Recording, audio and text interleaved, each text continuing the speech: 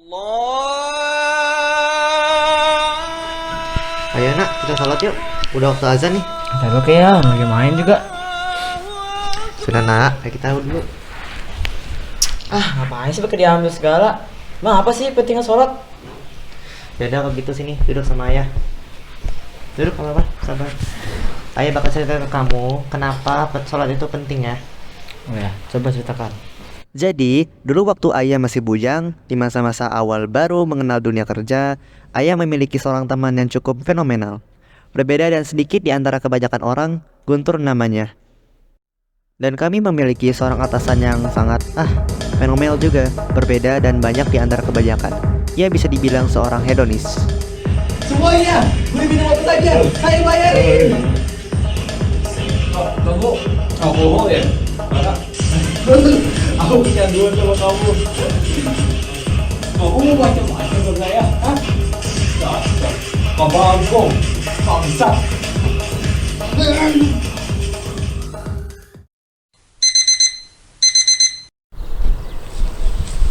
Halo, Ber. Halo, Ber. Halo, Ber. Pagi, Pak.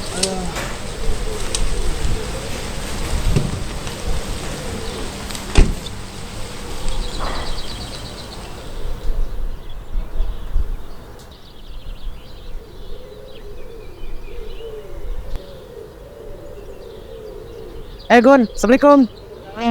Gimana kabarnya? Baik. Di rumah gimana? Ayo. Yuk. Itu kerjaan banyak banget ya?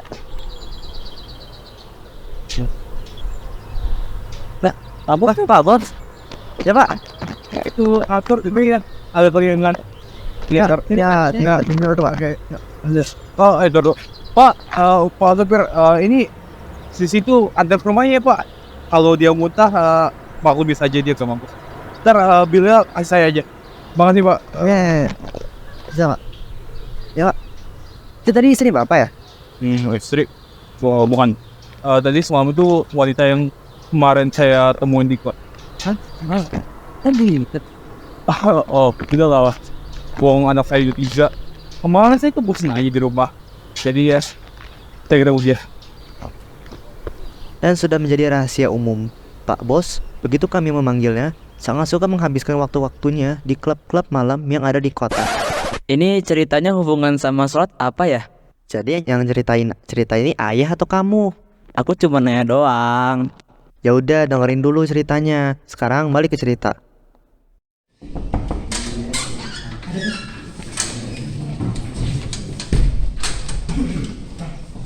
Selamat siang semuanya. Hari ini kita bakal makan ya. Dia yang makan buaya. Saya yang traktir loh. Kasih ya, Yuk, semuanya ayo. Ya Pak. Ya, Pak.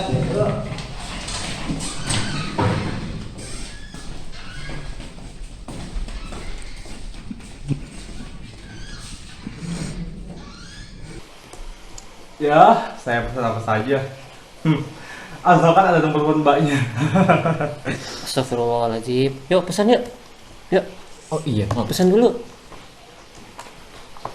untuk saya pesen ayam bakar satu sama ati ampela. Untuk minuman boleh vanilla milkshake satu aja ya. Lo mau pesen apa? Aku ayam bakar sambal hijaunya satu sama sate udangnya satu, minumnya es Thai tea aja. Nih. Apa ya? Saya ini aja nih Mbak, ayam bakar sama es tehnya buat minuman. Silakan Mas. Apa ya? Saya juga bingung. Saya nanti aja lah. Pesen Gun. Saya tempe penyet sama nasi putih aja. Lah, kok gitu doang sih Gun? Gun, lihat nih. Ada iga bakar, chicken stick di sini. Kok kamu pesannya tempe penyet sama nasi putih? Pesan lah yang enak-enak. Saya bayarin kok, gak usah khawatir harganya. Nggak apa-apa Pak, itu udah cukup buat saya kok. Nggak apa-apa. Serah kamu deh Gun. Ya, entah apa yang ada dalam pikiran si Gun. Ia selalu menolak tawaran menyenangkan dari Pak Bos, meski sebenarnya dia masih bisa meluangkan banyak waktu.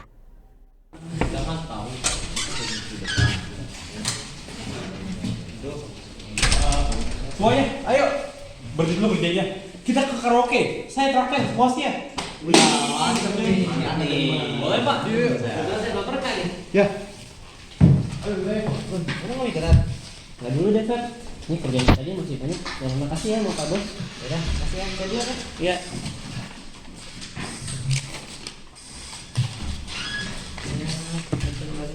Bob, saya duluan ya. Oh iya, silakan Mas. Waalaikumsalam.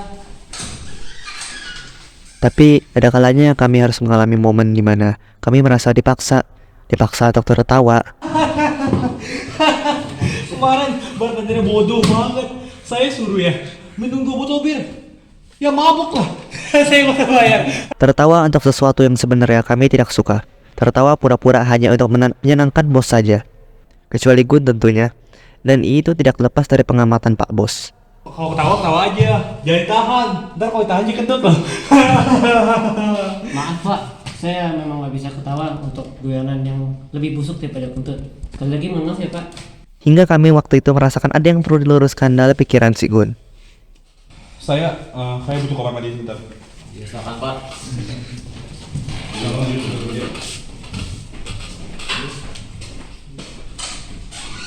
Dan sebagai temannya, ayah pun mencoba berbicara sama dia. Ayolah Gun, coba lunak sedikit. Kita tuh di lingkungan ini perlu paham biar bisa bertopeng. Aku tahu, tapi maaf aku nggak bisa bertopeng seperti itu. Apalagi untuk ucapan Pak Bos yang mungkin lebih busuk daripada kotoran. Kan Allah bilang, perumpamaan kalimat yang buruk itu ibarat pohon yang dicabut tapi nggak bisa berdiri tegak. Dan hasilnya, ayah yang merasa bahwa memang ada yang perlu diluruskan di dalam pikiran ayah. Tapi Pak Bos tidak tinggal diam. Tadi gue tuh dipanggil sama bos. Suruh ke ruangannya. Ayo. Feb duluan ya. Iya.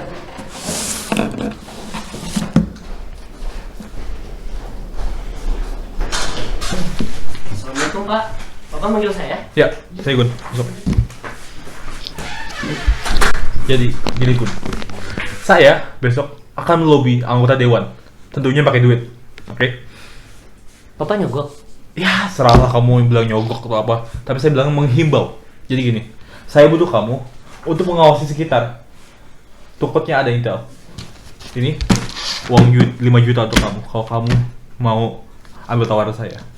Maaf Pak, saya nggak bisa Pak. Nah, Gun. Gampang, Gun. Kamu cuman ya ngawasin doang sekitar. Dan 5 juta itu kamu, Gun.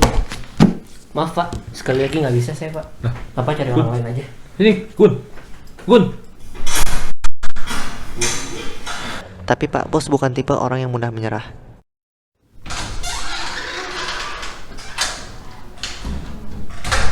Assalamualaikum. Waalaikumsalam. Ini Gun. Peristiwa kemarin hanyalah sebuah tes. Tes untuk apa?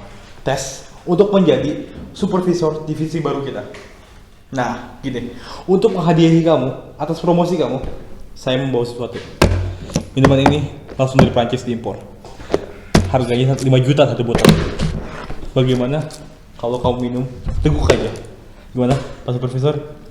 Tapi untuk yang ini Pak Bos benar-benar tidak peduli hasilnya. Astagfirullahaladzim. Gun, Gun, saya salah apa, Gun?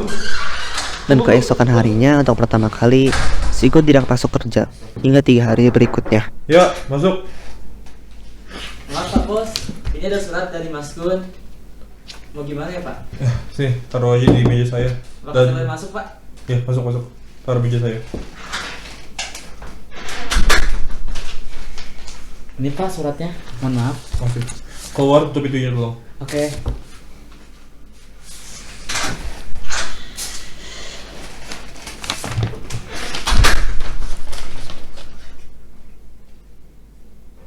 Dan pada hari itu juga, di saat makan siang sesuatu yang tak terduga terjadi. Ayo.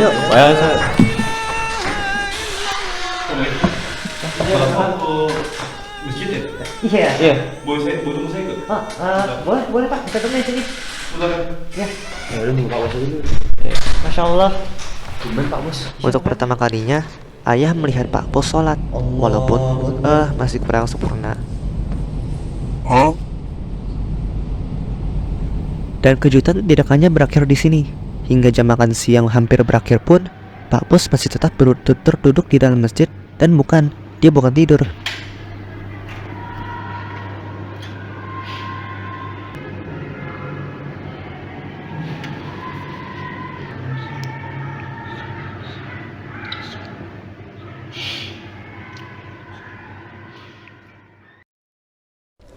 Di hari-hari berikutnya, Pak Bos lebih suka mengurung diri di ruangannya. Kadang ada seseorang yang nampaknya seorang ustadz masuk dan kadang ada juga bacaan ayat Al-Quran. Itu si Papus. Ya dia aneh banget nih. Semenjak si Gun gak masuk. Iya, ada apa ya sama Pak Bos? Iya, Maksudnya bagus sih, tapi janggal aja. Iya. Dan ia juga hanya keluar pada waktu-waktu tertentu. Assalamualaikum semuanya. Ayo, Waalaikumsalam. kita semua gak mau ke zuhur dulu gak? Udah masuk ke zuhur nih. Iya. Iya Pak, susah Pak. Iya. Pak, ini baru masuk jam makan Bapak. Bapak tidak makan dulu. Oh, kalau mau makan, makan dulu saja. Saya sedang puasa. Oh gitu ya Pak. Seriusan Pak, ini. Iya. Oh iya, semuanya. Perkenalkan, ini sepupu saya. Beberapa hari lalu dan dari Jawa dia. Namanya Bapak Haji Abdul Sofyan. Assalamualaikum ya akhi. Waalaikumsalam. Semuanya. Ini nih Sehat, udah sehat. waktu udah masuk waktu azan zuhur nih. Ayo salat bersama yuk. Iya Pak.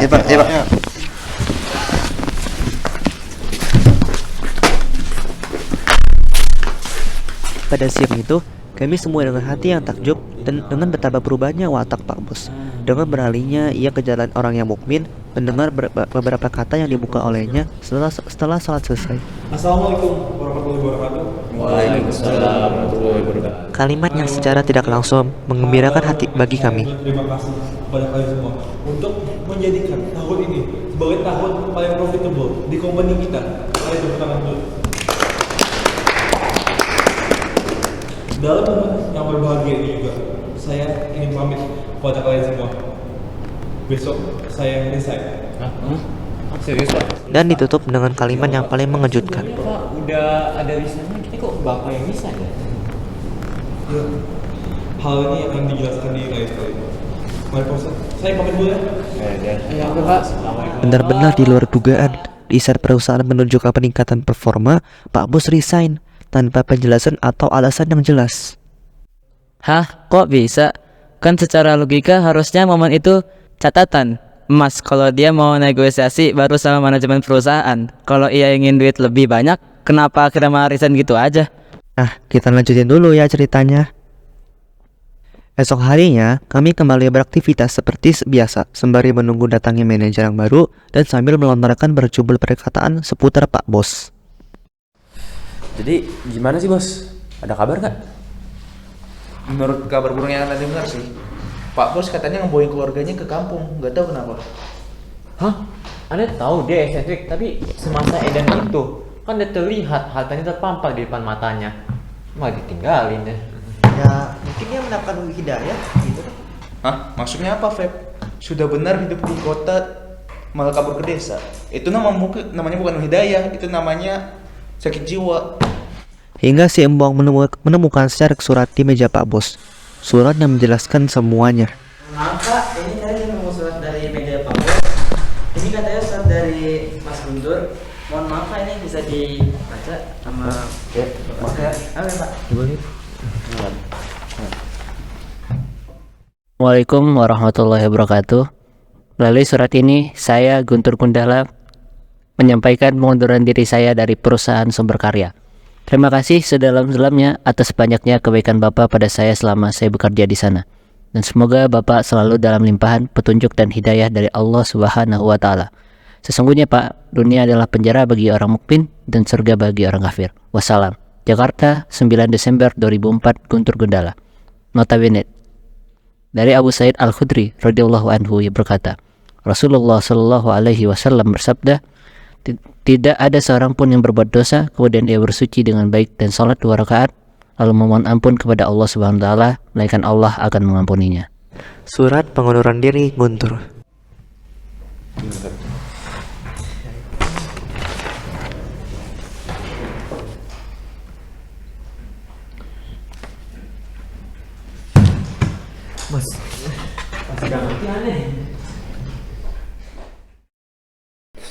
Allahul Azim. Alhamdulillahirabbil alamin. Coba gini Dahar. Jawab kepadaku dengan serius dan jujur. Kamu tuh hidup seperti ini tuh bahagia gak sih? Ya, saya coba ya. Susah ya Ustadz, jujur susah. Coba aja jawab. Jawab dengan kesungguhan dari lubuk hatimu yang paling dalam. Dan tanyakan kepada dirimu sendiri. Kamu itu bahagia gak? Gimana ya? Awalnya aku berpikir kayak gitu Ustadz, tapi bakalan ini enggak. Mana ya? Susah jelasinnya Ustadz. Ada sesuatu yang membuatmu yang gak yakin berarti. Silahkan baca sendiri. Ini surat resignasi dari salah satu karyawan saya. Ini yang membuat saya gak yakin. Masya Allah. Masya Allah. Kenapa ya dia bisa resign dan berbicara seperti itu dalam surat ini? Saya ini mencoba untuk menyogok dia. Dan ketika sugukan saya gagal, saya mencoba membuat dia mabuk untuk biar dia accept sugukan saya. Dan akhirnya dia resign. Gini Ustaz, dari semua karyawan saya, hanya dia yang saya lihat benar-benar tenang hatinya. Hanya dia yang benar-benar saya rasa bahagia. Dia kebalik banget sama saya Ustaz, jujur. Jadi kamu tuh nggak merasa senang dan bahagia dalam hidupmu kan? Oh, senang sekali Ustaz, saya senang. Ketika saya menggoda wanita di klub, saya senang. Ketika saya mabuk-mabuk, saya senang. Ketika saya narkoba, saya senang. Tapi tidak ada kebahagiaan Ustaz, saya nggak bahagia. Jadi gini ya Har, seperti yang karyawan kamu juga sudah bilang di surat ini, kamu itu ingin gak sih untuk kembali lagi ke jalan yang benar? Kan dari surat ini kan kamu juga tahu seharusnya bagaimana karyawanmu ini sangat kagum kepadamu dan berharap agar kamu juga bisa kembali lagi ke jalan yang benar. Problem dan masalahnya itu, kamu tuh berniat gak untuk kembali ke jalan yang benar? Kalau bicara niat, saya niat, tapi saya gak yakin bahwa Allah masih mau menerima saya, karena dosa saya masih gunung ini, saking banyaknya. Jangan gitu Har, kamu tuh harus tahu ya dan yakinkanlah dalam dirimu. Allah itu adalah zat yang maha pengampun dan penyayang di dunia ini, bahkan melampaui kasih sayang seorang ibu kepada anaknya sendiri. Nih, aku kasih ayat lah kepadamu nih. Ini ada surat Az-Zumar ayat 53. Qul ya ibadiyalladzina asrafu ala anfusihim la taqnatu min rahmatillah innallaha yaghfiru dzunuba jami'a innahu huwal ghafurur rahim. Katakanlah wahai hamba-hambaku, Allah tuh maha penyayang loh. Padahal kita berbuat dosa tapi masih dipanggil hamba yang melampaui batas atas diri mereka sendiri. Janganlah pernah kamu berputus asa dari rahmat Allah Subhanahu wa taala. Karena Allah itu adalah zat yang mengampuni semua dosa-dosa yang kamu miliki. Karena sungguhnya Dia itu maha pengampun dan maha penyayang. Kamu tuh gak boleh berputus asa Har. Allah ya Allah. Udah sini Har, gini aja kamu ya. Kamu tuh kayaknya jiwamu tuh dan hatimu tuh butuh ketenangan terlebih dahulu. Gimana kalau kamu sama keluargamu balik aja lah sama aku ke Jawa, balik ke kampung kita. Mungkin di sana kita bisa belajar ilmu agama berbulan atau sampai bertahun-tahun. Dan kamu kayaknya perlu resign juga dari sini ya, karena mungkin posisi ini cukup membahayakan ya bagi untuk dirimu kalau kamu pengen istiqomah ya. Karena ya hal itu juga memang penting ya kamu kalau pengen istiqomah untuk resign. Dan untuk masalah rizki kamu gak usah khawatir, Allah kan yang menjamin rizki setiap hambanya. Tapi kayaknya ini udah azan. Har, kamu panggilnya karyawanmu buat sholat. Aku siap-siap dulu nih. Siap Pak. Terima kasih ya Pak Ustadz Ya. sudah memberikan saya kesempatan untuk tobat. Terjawablah semua kejutan-kejutan selama ini. Gun, seorang pemuda sederhana dan pemalu yang lebih sering tertunduk ketika terlintas wanita yang membuatnya hati bersemu, bisa membuka mata hati Pak Bos. Pria paruh baya yang semula tanpa malu dan mengumbar nafsu menghabiskan malamnya dengan perempuan bergincu, berubah menjadi manusia baru melalui secarik kertas berisikan kalimat, "Yah, telah lama kami lupa karena kami terlena nikmatnya dunia." Itulah keutamaan sholat. Sholat bisa mengubah seorang pendosa menjadi seseorang yang lebih baik. Apalagi kamu yang masih kecil, yang masih murni hatinya. Wah, bagus ya ceritanya ya. Wah, denger-denger udah mau komat nih ya. Oh iya, astagfirullahaladzim. Ayo nak, kita buru-buru nak. Gimana sih Ayo, ayah? ayo. Ketika kau tak sanggup melangkah, hilang arah dalam kesendirian, tiada mentari bagai malam yang kelam, tiada tempat untuk berlabuh, bertahan terus berharap. Allah selalu di sisimu, insya Allah, insya Allah, insya Allah ada jalan, insya Allah, insya Allah, insya Allah ada jalan. Every time you commit one more mistake, you feel you can't prevent them, that it's way too late. You're so confused, wrong decisions you have made haunt your mind, and your heart is full of shame. But don't despair and never lose hope, 'cause Allah is always by your side. Inshallah, inshallah, inshallah, you'll find your way. Inshallah, inshallah.